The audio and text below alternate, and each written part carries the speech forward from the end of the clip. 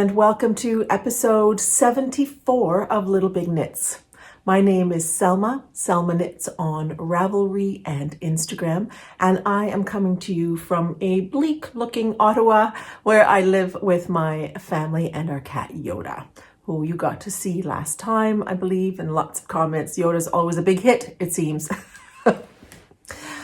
I hope that if you celebrate Christmas that you've had nice holidays, lovely holidays in whatever way you like to celebrate.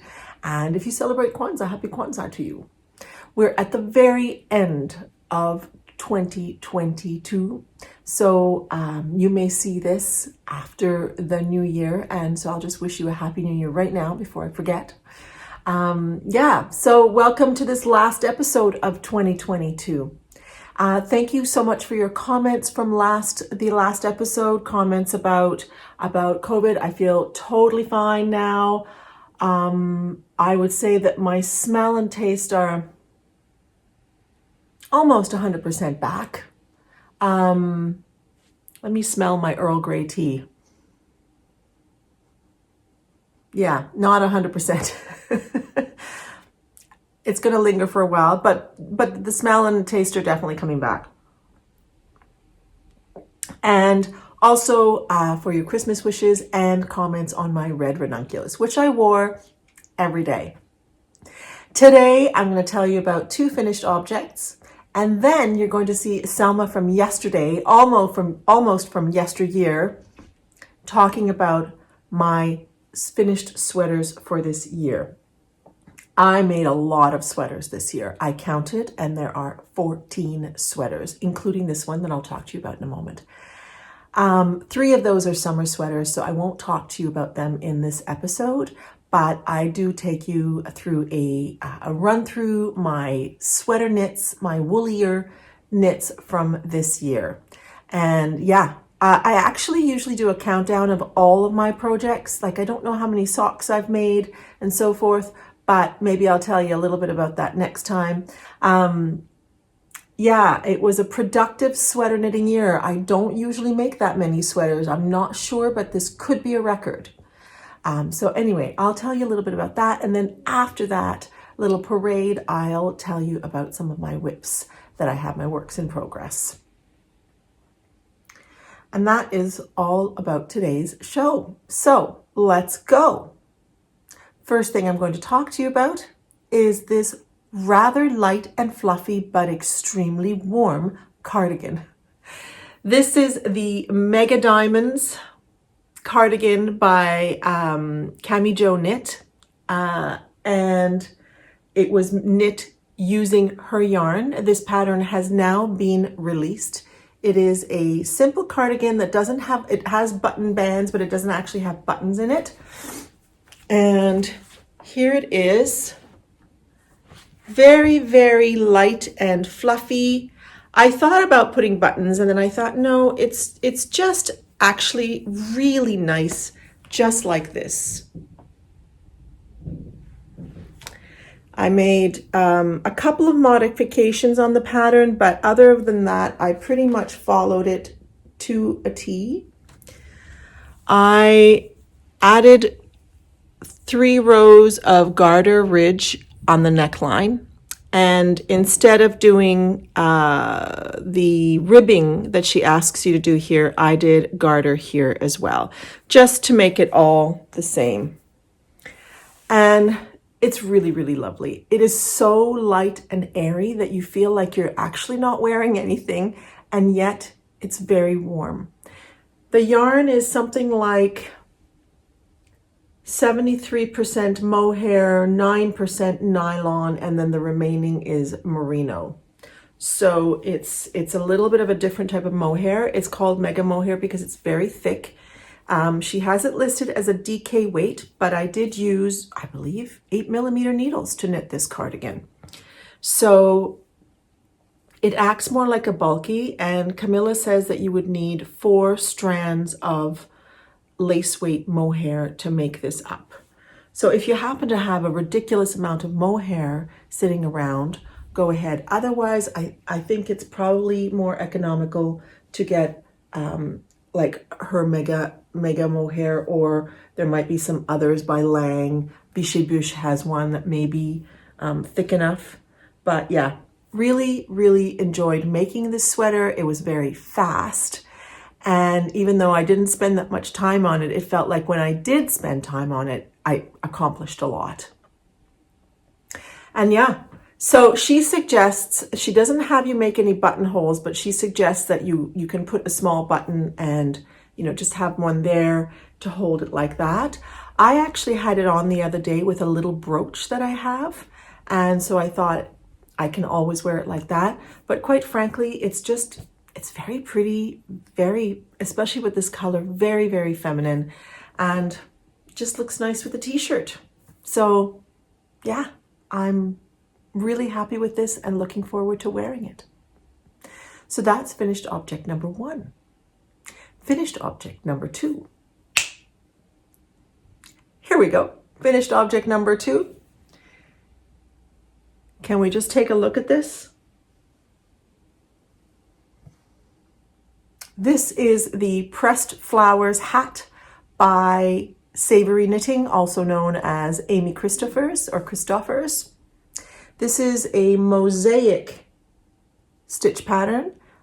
This is the second project or pattern that she's released with this particular motif. She did the shawl first and the hat, and she also has a cardigan out, and I have been looking at the cardigan. I have to say, it's really kind of spectacular. This was my first time making mosaic, using the mosaic stitch on anything, and I really, really enjoyed it a lot. So you can see now that there are beautiful flecks. The purple is Alley Cat Yarns in her smooth sock in her Royal Flush base, and this is Cami Jo Knit. There's a lot of Cami Jo Knit again, in her One Night in Bangkok colorway, which just has beautiful speckling oranges and yellows and purples. So they go really, really nicely together. And both yarns are really lovely, and both yarn dyers are really lovely as well. So yeah, this was a real fun knit, very much a process knit, I have to say. I made some mistakes and that are noticeable, and I decided that I don't care. And I'll show you one. You can see here that I did something a little bizarre. I'm not quite sure what I did, to be honest. Looks like I did some pearls when I was supposed to do knits, and I created a little bit of a hullabaloo in the knitting there. And it happened in one other spot in the same section, same part of the hat, and lower down. But I've decided that I'm quite okay with that. Yeah, and I really like it. It's lovely. Now, I had a couple of people ask me that what was it like because I made it with fingering weight yarn, whereas the pattern asks for sport weight yarn. I use the same stitch count. I use the same needles. So I think it's probably a slightly less dense fabric. It's a little bit looser. I would say that it's quite loose here. So if you're making it for somebody with a small head, that may not be so great, but I think you'd have to cut out a whole section here to make it smaller. But it worked out. This is going to be a light hat. I wouldn't wear this on a super cold day because it's fingering weight superwash yarn, but these are great hats for the fall and the early winter. So yeah, as much as I love the hat and as much as I love the yarns, I'm not convinced that I would wear it, but I'm going to wait and see, and if not, I'll find a recipient for it. But yeah, really lovely pattern, and this was a real process knit for me. I was just really happy to get experience and explore the mosaic stitch, and doing the decreases was really neat. I really enjoyed it a lot. So I can highly recommend this pattern. It's, yeah, really great. So that is what I have for finished objects today. Now, the yarn, I believe the One Night in Bangkok was yarn that Camilla gave for me. So this would be a good entry into the LBK Connections mal, Little Big Knits Connections mal. That's a mal that I've been running for the whole year and in Ravelry, but also with the hashtag on Instagram. And we're coming to the end of the year. So we are coming to the end of the make-along as well. It's been a huge success, lots and lots of entries into the Ravelry group, as well as quite a few entries on Instagram as well. So you can have, if you're still within 2022 and you have something that you have made with materials that were given to you, a pattern or a design that was given to you, or that you're making for somebody else, feel free to put it into the Ravelry group. We have one thread for chat and objects. And in the near future, I'll have a special little mini-sode, which will be for the prize giveaways. And I will do those on Instagram as well as in the Ravelry group there. So look out for that if you've been participating in the LBK Connections mal. We also have the Unspun Heroes Cal that's going on right now, and that is where we are knitting with unspun yarns, which you'll hear a little bit about again later when I talk about my finished objects from the year. And I still haven't cast on the mittens that I said I would, but I'm hoping to get those done. I feel like I should probably slow down on sweaters a tiny little bit, just because I made so many last year. I'd like to enjoy them. So I think I'm going to knit sweaters at a more leisurely pace next year. Let's see if that's the case. And there are some smaller things that I want to make, like mittens, like the balaclava. So I think I'm going to focus on those things. And of course there will be sweaters because Selma can't help herself. And Selma has a lot of sweater quantities that she needs to knit through. All right, so let's get on to the finished objects of the year, and I'll see you on the other side with my works in progress. So here we are. Let's talk about what I knit this year. I'm going to focus on winter sweaters only, because my summer sweaters are put away. So I think that what I'll do is in the spring, I will have a little retrospective of some of the summer sweaters that I've knit in recent years. I usually get through about 3, maybe 4 in a season, somewhere between 2 and 4 sweaters per season, I would say. So I thought I would just focus on the winter sweaters that I knit this year, and it looks like I knit 11. So this was a rather productive sweater year, I must say. That's 11 winter ones, and I think there were 3 summer ones that I made. If I'm right about that, that's 14 sweaters in a year. That may be a record. I'd have to go back and look, but this was definitely a sweater heavy year. There were some vests in there, which made it a little bit quicker because there were no sleeves to knit. And there were a couple of bulky weight sweaters or sweaters knit on larger needles that were also a little faster. So I think that probably helps to account for why I have so many. So you'll see that I'm wearing something different because I wore this blouse. I just sort of filmed myself in sweaters, and the ones that needed something underneath, I just put this sort of flowery blouse that seems to go with a lot of things. And I've got my Mega Diamonds cardigan, which you've already heard about today.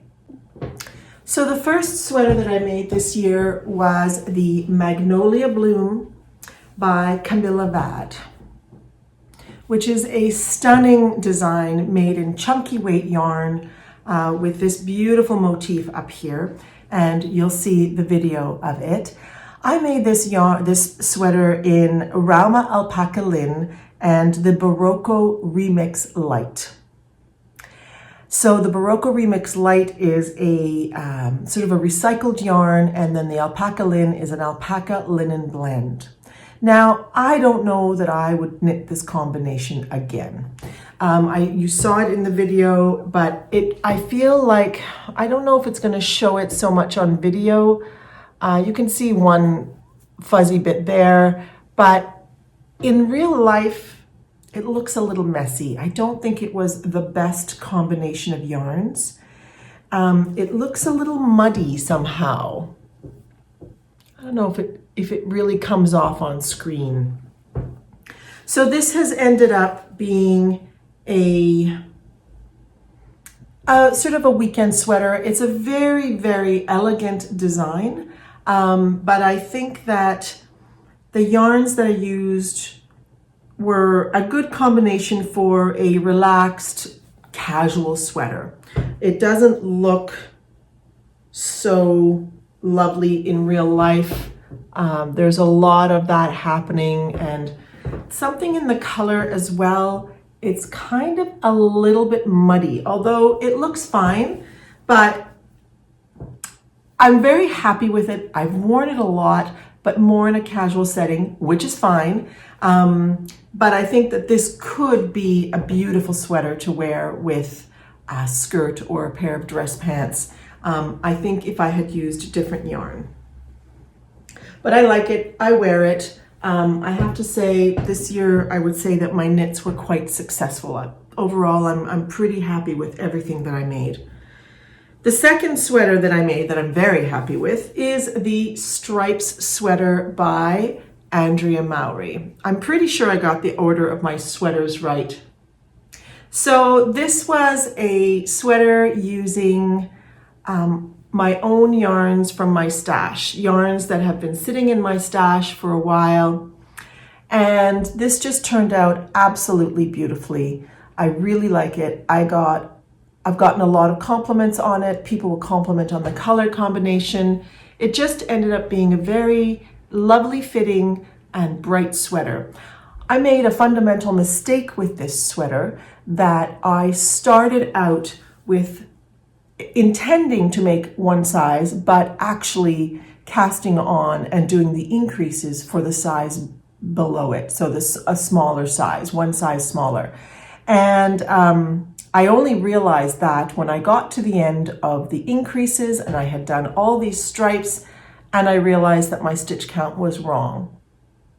So I did one more row of increases following the pattern, as if, like, you know, you have more and more distance between increases. So I followed that and did one more row of increases with the next level of distance between increases, or the next number of stitches between. So if you go 1, 2, 3, 4, 5, that type of thing. And it worked out perfectly. It fits very nicely. This is a pattern, the Stripes by Andrea Mowry, that has received some criticism for puckering. And I think that if I hadn't made that mistake, I would have had the puckering. So that was a bit of an interesting lesson for me in terms of knitting a smaller size up here and then just adding an extra row of increases. The other thing that I believe I did then was that I didn't want, I'm not sure that my stitch count was exactly right, but I made sure that the sleeve stitch count remained the same, and I didn't mind having a few extra stitches if need be on the body. And that's the nice thing about yoked sweaters, is that you can kind of shift stitches around to the front and the back if you're large busted, and you could have maybe less stitches in the back and shift a few extra stitches to the front. You can make the arms a little narrower, a little wider. So anyway, this was a great success. Really enjoyed making it.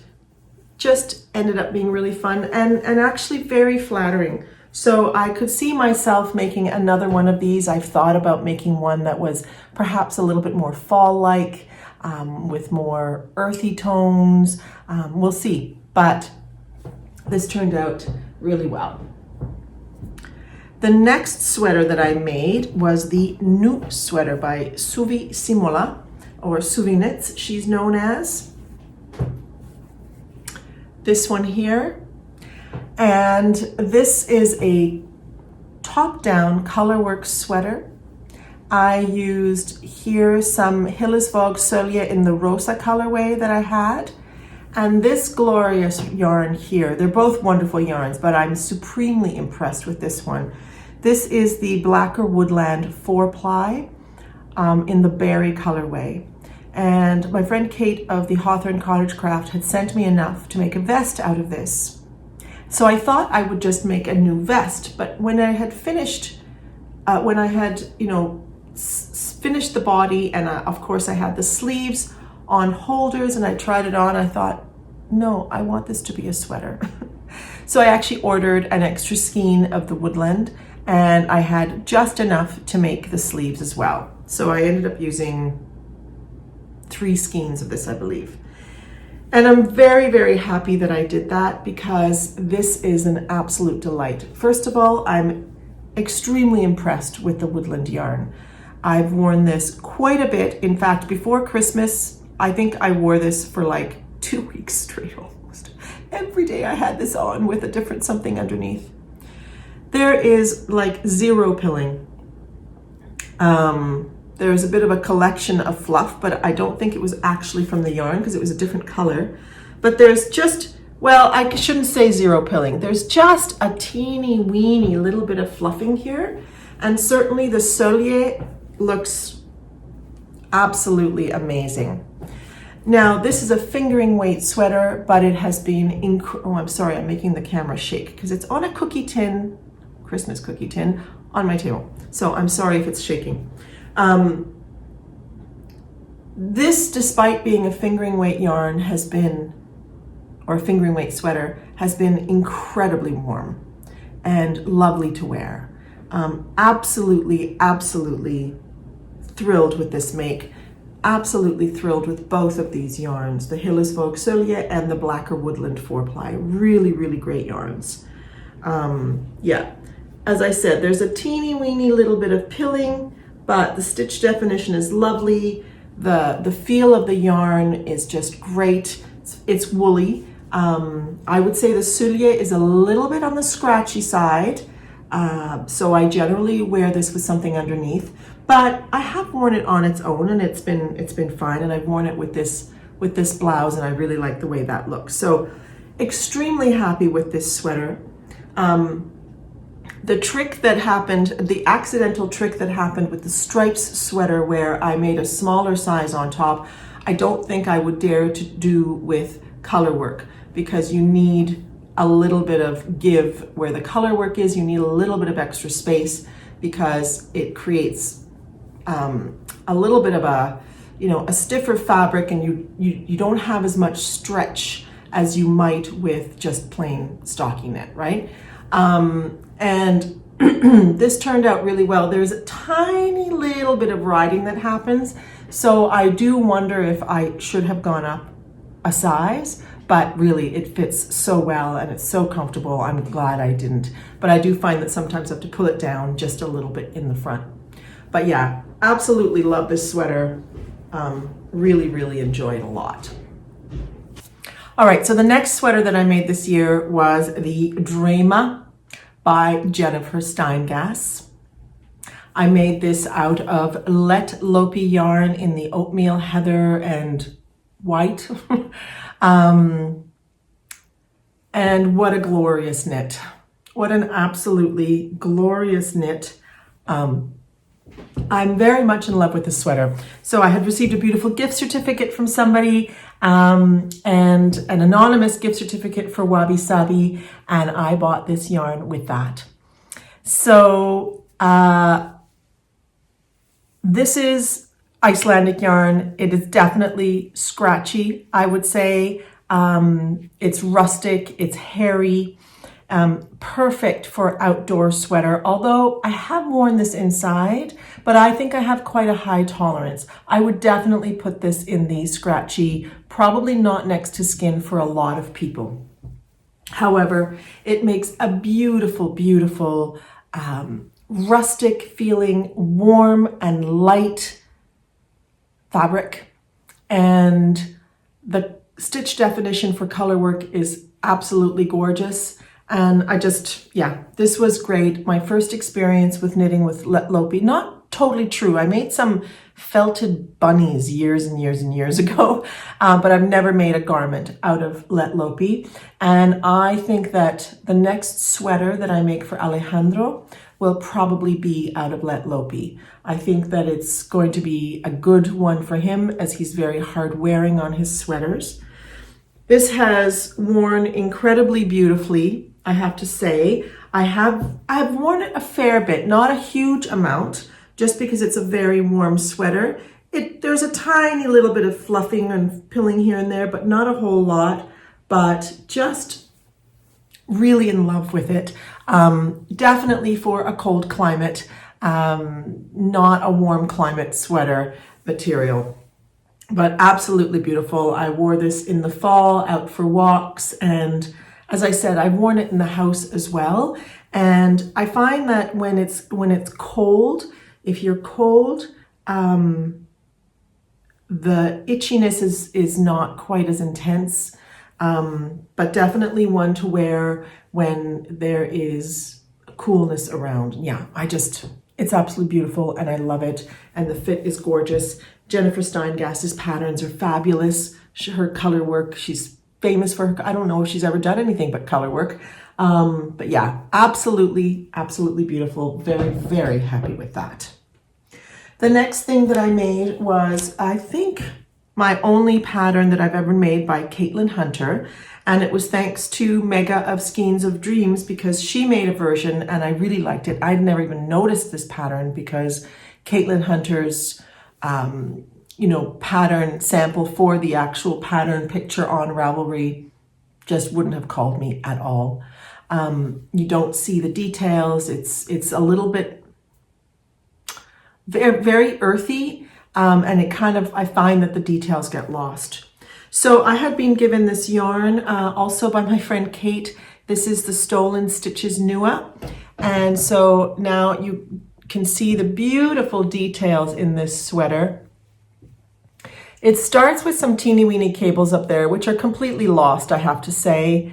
And then you've got color work and baubles, a little bit of lace, more color work, and then there's this beautiful lace, perfect simple lace in the body with also some little baubles. So this has been a lovely vest to wear. I usually wear it with a white blouse. I have worn it to work with a skirt, and yeah, just a lovely layering piece. The Stolen Stitches Noux is a combination of fibers. I believe there's some linen, some silk. I can't quite remember all the fibers. So it's not a very, very woolly. It's quite a soft yarn. I also used it for the Peerie Leaves, which I'll show you a little bit later. It does pill a little bit, I have to say, but I don't know that would stop me from using it again because it's really a very beautiful yarn. It really is a beautiful yarn, and despite the pilling, it does have a nice stitch definition and it doesn't look muddy, but there you can see it. Unfortunately, my camera is casting a shadow there, but yeah, really, really nice. I'm coming to you from my dining room for this portion of this. I just thought it would be easy to sit at the table and do this. You can see my Christmas tree over there. This is where I podcasted when I first started podcasting until I moved to the living room. All right, next sweater was one that I started in the spring, but then finished it in September, and that is the Koyamae by Joanna Ang. I told you at one point that I had a bit of a Joanna Ang moment this year because I made 2 sweaters in a row by her, and oh my gosh, this feels like my most luxurious sweater.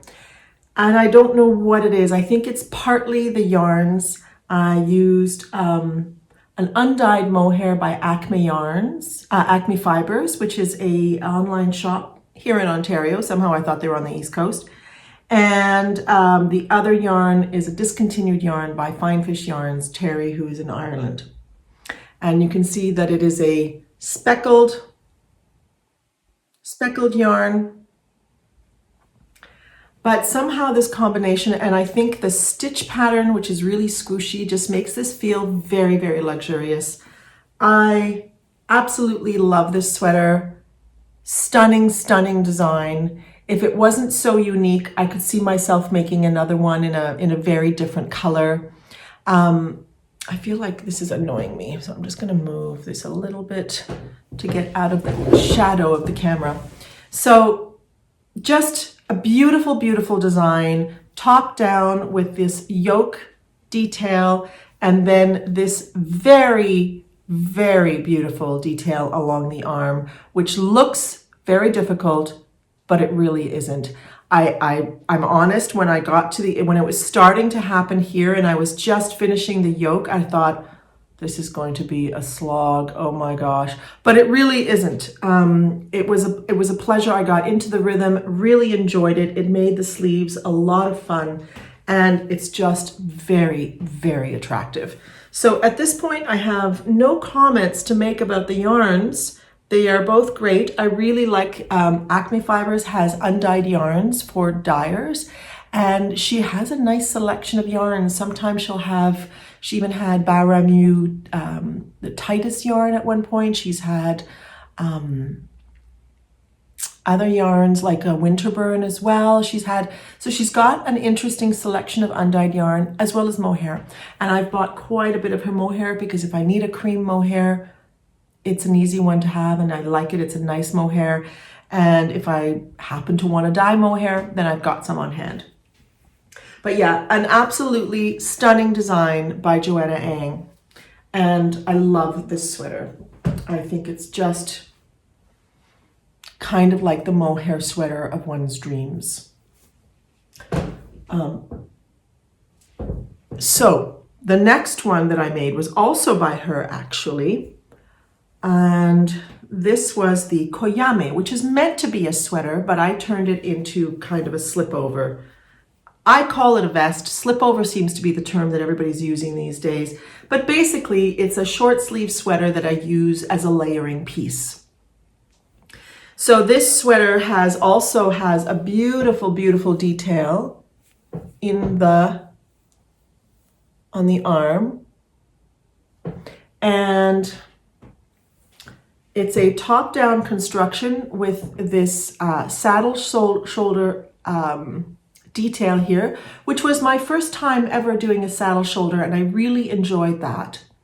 And then it's got a cable piece going down the side of the arm. I probably could have made it long sleeve because I ended up having enough of the Nutiden. So I made the main yarn here is Nutiden by Honor och Air. I need to listen to somebody Swedish saying that name. And I used one strand of the Nutiden yarn. This is the Sinne colorway. I think it was Sinne or Sinnen. And one strand of Shibui Silk Cloud in the Vintage Rose colorway, which was I think it was a special edition colorway. And you'll know if you've watched the podcast when I was knitting this, I was not sure that I was going to enjoy working with the Nutiden, but I did by the end of it.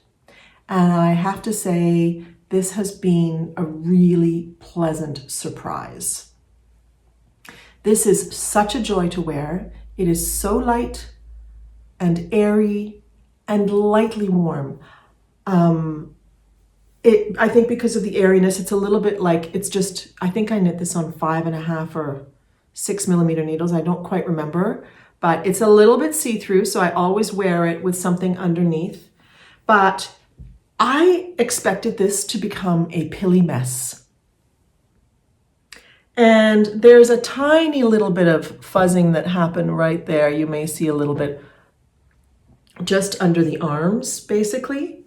But overall, this has just been amazing. I'm curious to see how it continues to wear, but it is behaving way better than I thought it would, to be honest.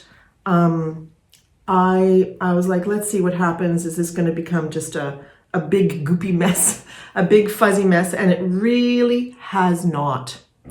So I'm really, really glad to have made this, and I'm looking forward to making another garment with Nutiden. I'm not sure I would double strand it. I really like the Nutiden mohair combination.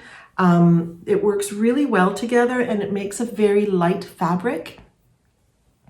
And I think that if I were making a long sleeve sweater, I wouldn't want to make it any heavier than that. Not in terms of weight, but in terms of thickness. That's my take right now. Although I might swatch with the Nutiden double stranded just to see if you know, it would probably end up being kind of like a lopey, and quite warm. And I really like the fact that this is just lightly warm, and it's just absolutely beautiful. I'm very, very happy with the outcome of the yarn, especially the sweater. Joanna Ang's design is just, again, full of beautiful details. Her designs are just lovely, just lovely. So yeah, so that was the next one. The next one is the Peerie Leaves by Donna Smith, which I also knit in Stolen Stitches Noux. And this was an absolute pleasure to knit. Lovely, lovely, simple lace, bottom up construction with a split hem. Here you can see a little more the pilling of the Noux, but so soft and so cozy. And I just have to, every once in a while, you know, go around and pick some off, but really like it. This sweater I really enjoy. I wish I had made it one repeat longer. I think it could be just a tiny bit longer, but I wear it a lot. I wear it with, you know, usually with some sort of a shirt. In the pictures, of course, I had it with this underneath, but I've worn it with sort of a long white tunic that I have. I've worn it in different ways, and I definitely enjoy it. It's a nice, relaxed sweater and a great color. Really, really lovely color. You're going to see in my works in progress, if you stick around, that I seem to be going through a bit of a need to make bright things.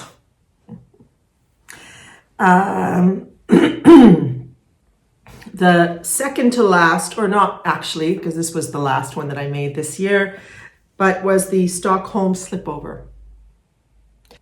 And I talked to you about this in a recent episode, so I won't say a whole lot about it, but I've gotten a lot of wear out of this. I made it out of 2 strands of the West Yorkshire Spinner Exquisite Lace and 1 strand of the Garn Studio Drop Silk Alpaca Silk.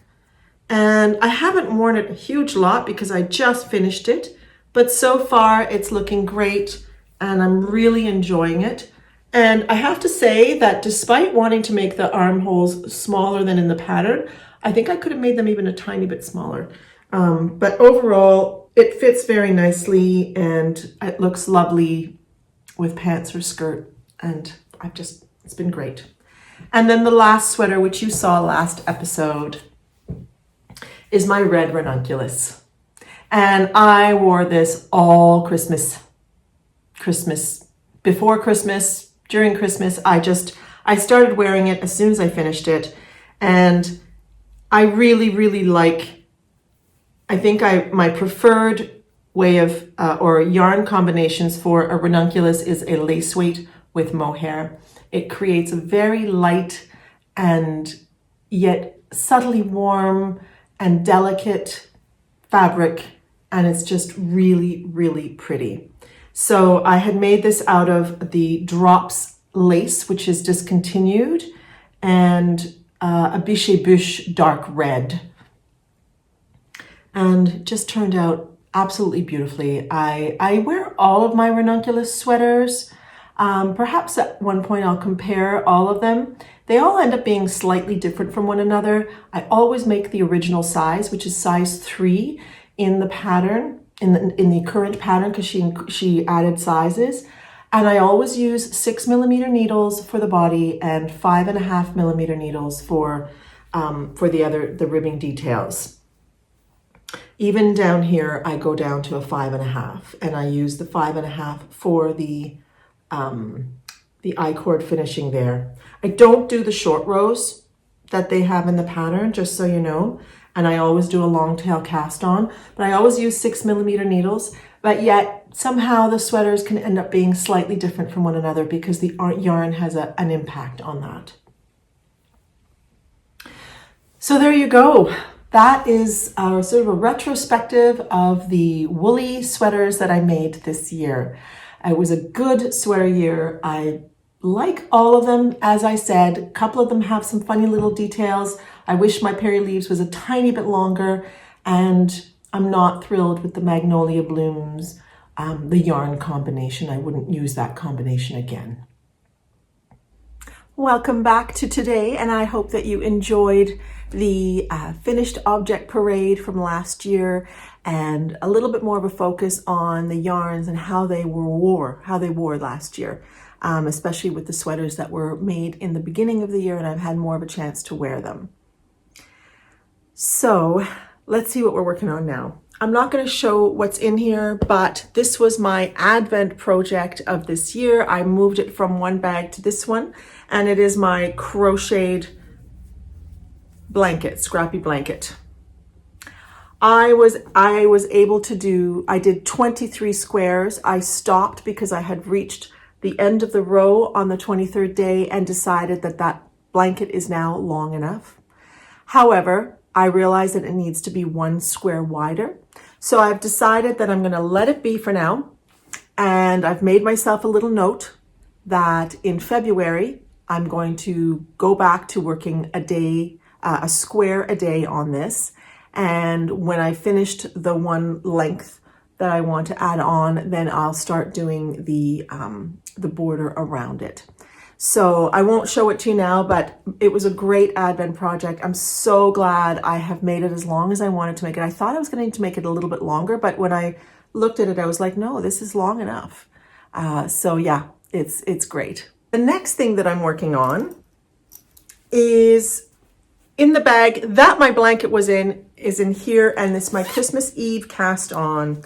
I cast on the Dust of Snow by Helen Stewart, which was one of her Advent projects from a couple of years back. And I've just started it. I had a little bit of a setback because I realized when I got to this section that I had made a mistake in that section. So I had to rip it back, but I'm a little bit behind, but this is not meant to be 1 stripe a day. But I'm knitting on it every day, whatever I can. So this is what I have so far. And I decided to make this 1 repeat less. There's supposed to be, so I made it a little bit narrower than the original pattern because I'm hoping to be able to wear it as a big wrap outside when it's -20. That's my feeling. And so it's still going to be quite wide, but it would have been probably that much wider if I had done it the way it was supposed to be. And I'm using yarns from my stash. Let me grab them here. I have a box here full of either leftovers or minis. This was a pair of socks. This was in my stripes sweater. Here are some minis. So there's just a whole bunch of different yarns in here that I thought could look good together. And when I'm finished a stripe, I decide on what the next one should be. So it's not completely random, but yeah, I'm not going to buy any yarns. I'm just using yarns. And I know from my stripes sweater that you end up with yarns left over no matter what. It seems.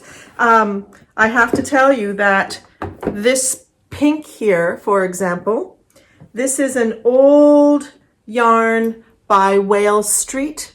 Mel of Mel Make Stuff used to be a yarn dyer, and she had sent me some yarn, and this was from her collection. I can't remember the colorway name, and I made the Oslo hat with this. I put this in my stripes sweater. I have now done a stripe in here, and there's still some left. So this may go into the crochet blanket, but I know that there'll still be some left if I do that. So it's the skein that just keeps on giving. But it's amazing how much you can get out of one skein. Right now I'm putting in this yellow, this mustard, which was also in my striped sweater. This is the Malabrigo sock in the ochre colorway. And I had 4 skeins of this. So I still have 3 skeins, which is enough to make a sweater, and they'll be left over from this as well. So yeah, and then the first one was a mini skein from Lay Family Yarns, from a set that Kate from Hawthorne Cottage Craft gave me. And then the second one, which is this speckled yarn, is Hedgerow yarns, also from the UK. These are both from the UK, in this glorious speckled yarn that she had dyed up for me. And I made a pair of socks already, and I had lots left over. So I might actually use that twice in here because I want to make sure that I intersperse it with light colors a little bit here and there. So that's work in progress number 2. I've got them on the floor is what I've got. I've got 2 socks on the go. So in this bag that my friend Sue made is a pair of socks that I'm making for a friend who's got a birthday coming up, and I decided that I would make him a pair of socks. So I am using this opal yarn from their 25 years, and this is color 11044. And yeah, nothing much to show here. I'm almost finished the first sock and hoping to finish these before his birthday so I can give that to him. I'm actually getting warm in this cardigan. I'm gonna have to take it off for a moment. The other pair of socks are in this lovely bag that my friend, that Mel of Mel Makes Stuff made, one for me and one for Mega of Skeins of Dreams when we went down to Vermont. And in here I have a Christmas sock going for myself this time.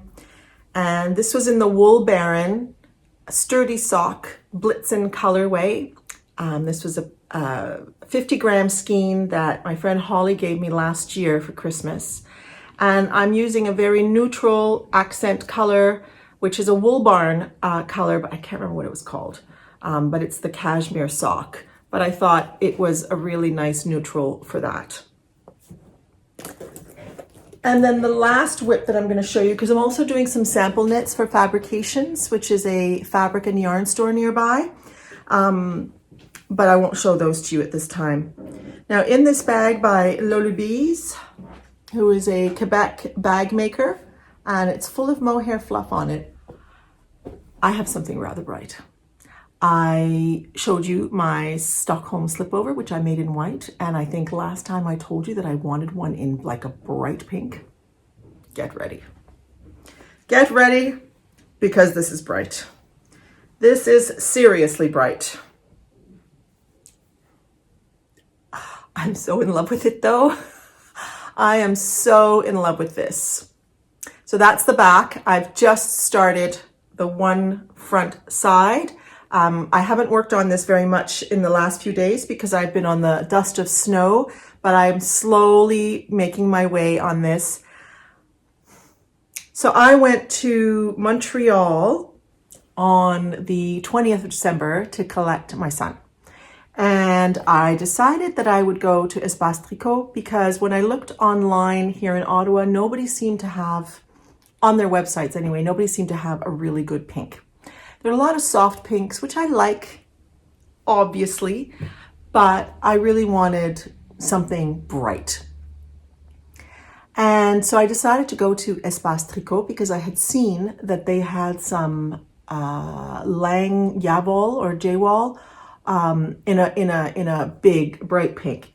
But I decided to just say hello to Melissa of Sonder Yarns because her studio is in the same building. And I was telling her my plans and she showed me a pink and I was like, oh my goodness, I think that's the pink. Except that it was a little bit corally. So here it is.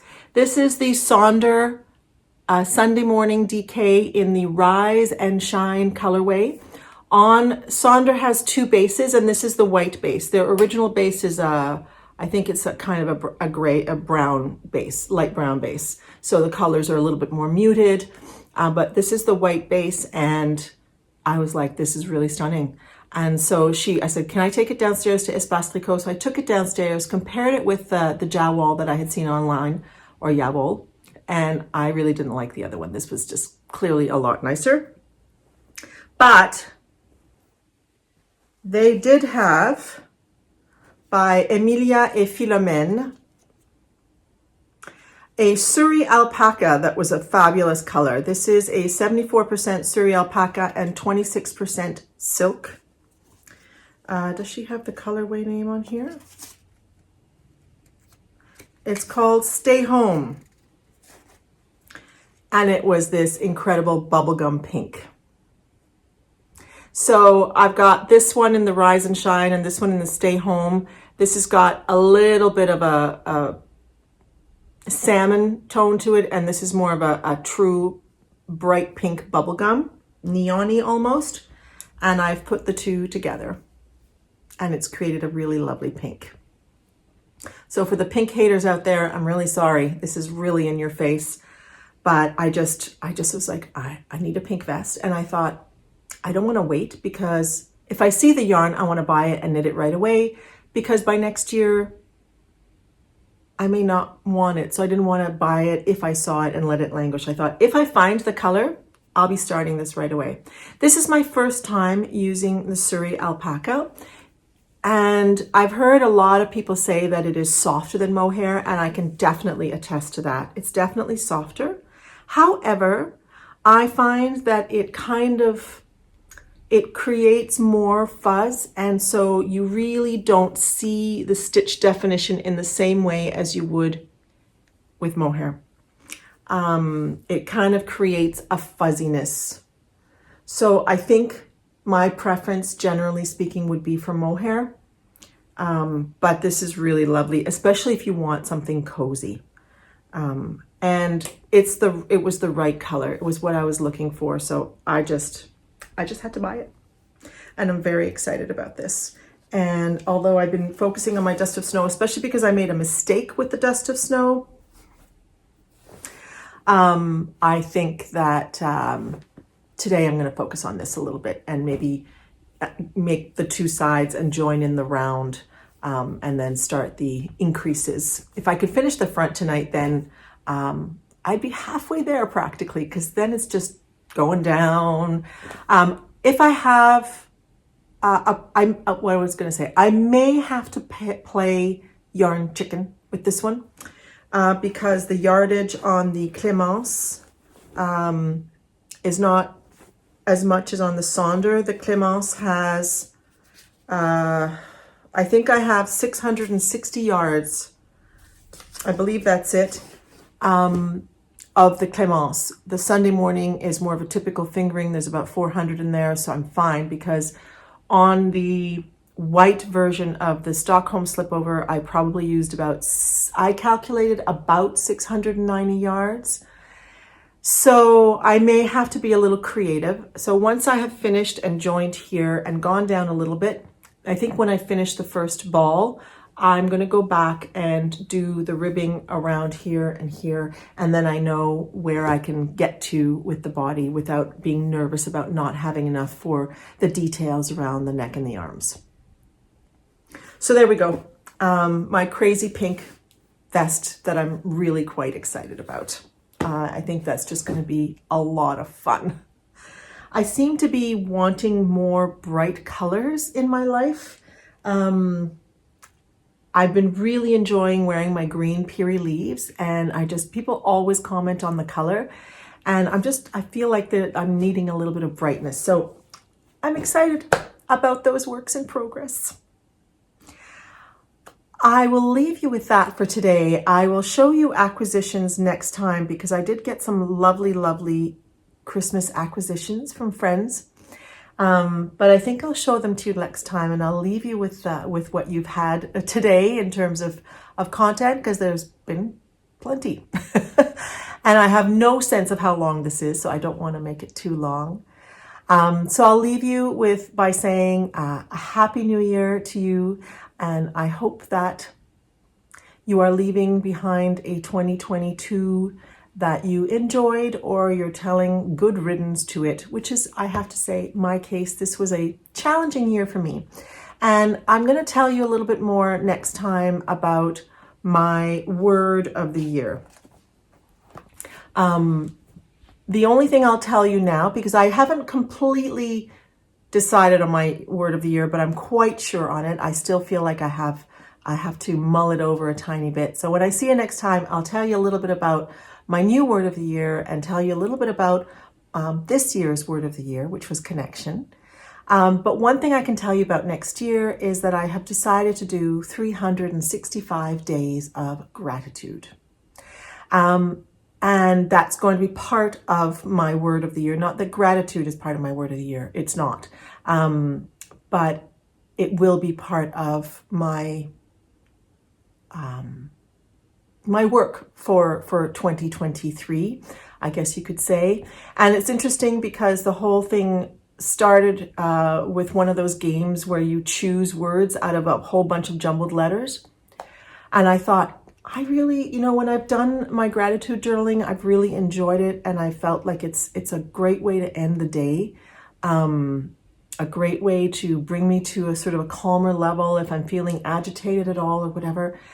And then I was listening to The Current, which is a Canadian CBC radio program. It's a weekday program in the mornings from 9 to 10 with Matt Galloway, and it's focused a lot on news stories, but he was interviewing the writer whose name has escaped me from the Book of Awesome.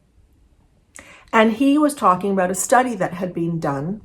And I'll put the link to the program below so you can listen to the episode.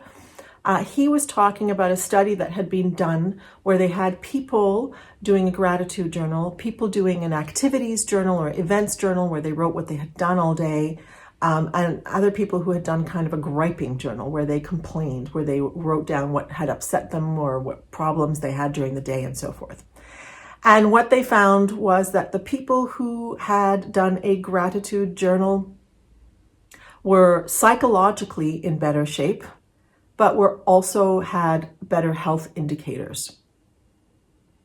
And so that kind of sealed it for me. I just thought, you know, it's a healthy practice to think about that. So it's somewhat related to my most likely word of the year, and I'll tell you about that next time. But I will have started my gratitude journal. I've got my journal ready to go. I'm actually continuing a journal I started last year when I did a gratitude journal for a period of time. But my goal is to do it for the entire year this year. So, yeah. So there you go. All the best to you for 2023. Thank you so much for being here with me this year. I truly appreciate the generosity within this community of giving me feedback after the episodes. I read every single one of them, and it warms my heart. And you give back to me in such a lovely way. I really appreciate it. Or chats on Instagram, your likes, your subscribing. So thank you so much. Thank you so much for 2022 and for being here with me. We'll see you next year. Take care.